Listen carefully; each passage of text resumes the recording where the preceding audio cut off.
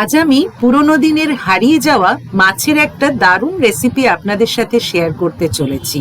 এটা একদম ভিন্ন স্বাদের একটা রান্না, আর সব থেকে বড় কথা সেটা হলো এত কম সময় রান্নাটা হয়ে যায় যে আপনারা করলেই বুঝতে পারবেন।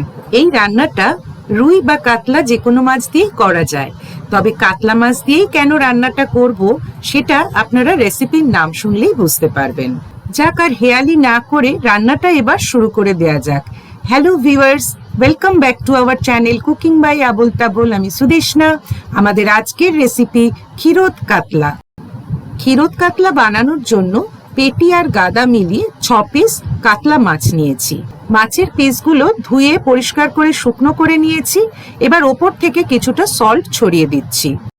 মাছে কিন্তু হলুদ মাখাবো না, শুধু সল্টটাই ভালো করে মাছের দু পিঠে মাখিয়ে নিচ্ছি। বাড়িতে হঠাৎই যদি কোনো গেস্ট আসেন তাহলে তার জন্য কিন্তু খুব কম সময় এই রেসিপিটা আপনারা বানিয়ে ফেলতে পারেন। এবার গ্যাস অন করে একটা কড়াই বসালাম। কড়াইটা একটু গরম হয়ে গেলে তার মধ্যে রিফাইন্ড অয়েল অ্যাড করলাম 2 চামচ। রিফাইন্ড অয়েলটা অ্যাড করার পর এর মধ্যে 2 চামচ ঘি দিয়ে দিচ্ছি। নর্মালি মাছ আমি সর্ষের তেলে রান্না করে থাকি, তবে আজকের রান্নাটার জন্য কিন্তু রিফাইন্ড অয়েল আর ঘি ব্যবহার করতে হবে। তেল আর ঘিটা গরম হয়ে গেছে। এবার মাছের পিসগুলো এক এক করে দিয়ে দিচ্ছি ভাজার জন্য। এই রেসিপির জন্য মাছগুলো কিন্তু খুব কড়া করে ভাজবো না। মাছের দু পিঠে হালকা ব্রাউন কালার এলেই তুলে নেব। মাছগুলো ভাজা হয়ে গেছে, এবার এগুলো তেল থেকে তুলে নিচ্ছি। সর্ষের তেলে ফ্রেশ বা ভালো মাছ ভাজলে তার যেমন একটা সুন্দর গন্ধ বেরোয়, এখানেও কিন্তু ঘি আর তেল মিশিয়ে মাছগুলো যে ভাজছি সেটাতেও কিন্তু একটা খুব সুন্দর গন্ধ পাচ্ছি। এবার ওই তেলেই 1 চামচ ধনে গুঁড়ো, 1 চামচ সাদা গোলমরিচ গুঁড়ো, 1/2 চামচ জিরে গুঁড়ো আর 1 চামচ গরম মশলার গুঁড়ো দিলাম। এবার মশলাগুলো তেল আর ঘিয়ের মধ্যে খুব ভালো করে নেড়ে নিচ্ছি। মশলার সুন্দর একটা গন্ধ বেরিয়েছে। এবার দানা বের করে খোসা ছাড়িয়ে একটা টমেটো কুচি দিয়ে দিলাম।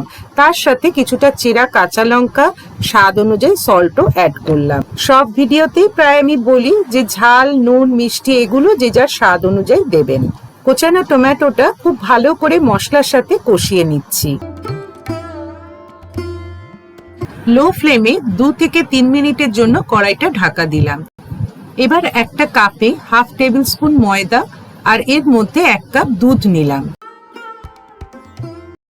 ময়দাটা দুধের মধ্যে খুব ভালো করে গুলে নিতে হবে, কোথাও যেন একটুও দলা না পাকিয়ে থাকে। ঢাকাটা খুলে আবারও সবটা খুব ভালো করে একটু নাড়াচাড়া করে নিলাম। প্রতিটা রেসিপির কিছু নিজস্ব বৈশিষ্ট্য থাকে। এই রান্নায় টমেটো পিউরির বদলে টমেটো কুচিটাই কিন্তু বেশি ভালো লাগে। এবার এর মধ্যে দুধ আর ময়দার মিশ্রণটা ঢেলে দিলাম।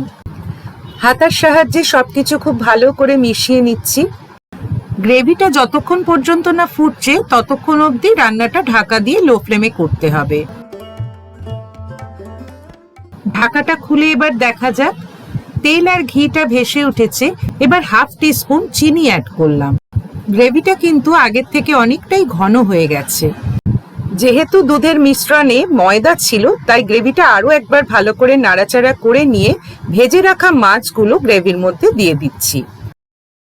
যদিও এই গ্রেভিটা একটু গা মাখাই হবে, কিন্তু মাছগুলো তো গ্রেভির মধ্যে একটু ফুটবে, তাই আমি আরো সামান্য একটু দুধ এর মধ্যে অ্যাড করলাম। হাতার সাহায্যে গ্রেভির মধ্যে মাছগুলো একটু উল্টে পাল্টে দিচ্ছি, যাতে মাছের মধ্যে গ্রেভির এই ফ্লেভারটা আসে। রান্নাটা প্রায় শেষের দিকে। শুরুতেই যদিও গরম মশলা পাউডার দিয়েছিলাম, এখানে আরো 1/2 টিস্পুন মতো শাহি গরম মশলা দিয়ে দিলাম। এবার 1 টিস্পুন ঘি ছড়িয়ে দিচ্ছি উপর থেকে। ঘি আর গরম মশলা গুঁড়ো গ্রেভির মধ্যে ভালো করে মিশিয়ে দিচ্ছি। আর খুব হালকা হাতে মাছগুলো উল্টে দিচ্ছি, কারণ মাছগুলো তো খুব কড়া করে ভাজিনি, তাই ভেঙে যেতে পারে। রান্নাটা কিন্তু আমার হয়ে গেছে, কারণ আর কিছু এর মধ্যে দেওয়ার নেই। শুধু এখন গ্রেভিটা আর একটু শুকনো করে নিতে হবে।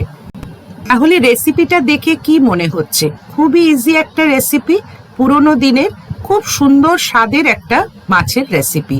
আপনারাও কিন্তু এটা বাড়িতে খুব শীঘ্রই বানিয়ে ফেলুন, আর কেমন খেতে হলো সেটা আমাকে কমেন্ট সেকশনে জানান। গ্রেভির একটা নাইস ক্রিমি টেক্সচার এসছে, যেটা দেখে কিন্তু দারুণ ভালো লাগছে। কাতলা মাছের এই প্রিপারেশনটা এমনি ভাতের সাথে তো ভালো লাগবেই, কিন্তু এটা আপনারা যদি পিস পোলাও বা জিরা রাইসের সাথে সার্ভ করেন সেটা খেতে আরো অনেক বেশি ভালো লাগবে।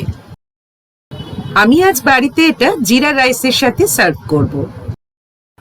রেসিপিটা ভালো লাগলে লাইক ও কমেন্ট তো বটেই, শেয়ার করারও রিকোয়েস্ট রইল। আর যারা আমাদের চ্যানেলে নতুন তারা প্লিজ সাবস্ক্রাইব করবেন আমাদের চ্যানেল, আর নতুন ভিডিওর নোটিফিকেশন পাওয়ার জন্য পাশের বেল বাটনটা অবশ্যই প্রেস করবেন। আজ তবে এই পর্যন্ত, সবাই খুব ভালো থাকবেন। Thank you.